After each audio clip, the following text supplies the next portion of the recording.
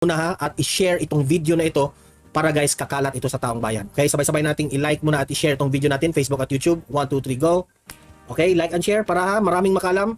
And also guys, paki-subscribe at paki-follow ito para lagi kayong updated sa mga balita na kagaya nito at ma-notify ang inyong mga cellphones kung meron tayong breaking news. Okay? So, kagaya nito, breaking news ito. So, sabay-sabay nating i-follow, i-subscribe, Facebook at YouTube. Ready? Follow, subscribe. 1, 2, 3, go. Ayan, thank you very much. Ayan, so simulan na natin ha. Ito.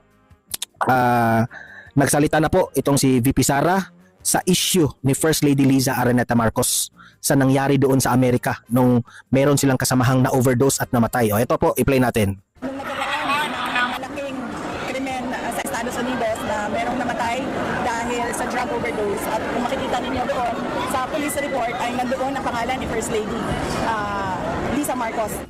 Ibinunyag ni Vice President Sara Duterte ang di umano'y pagkakadawit ni First Lady Liza Araneta Marcos sa isang kaso ng drug overdose sa Amerika.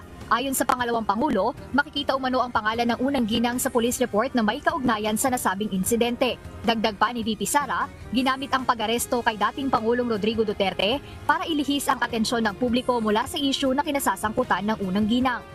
Nung nagkaroon na drug overdose at merong namatay sa Amerika at nandoon sa loob ng kwarto si First Lady Liza Marcos at nandoon sa police report, cocaine, yung sinasabing nagkalat doon sa kwarto na yon, ay bigla na lang nilang hinila, kinidnap, kinuha, dinukot si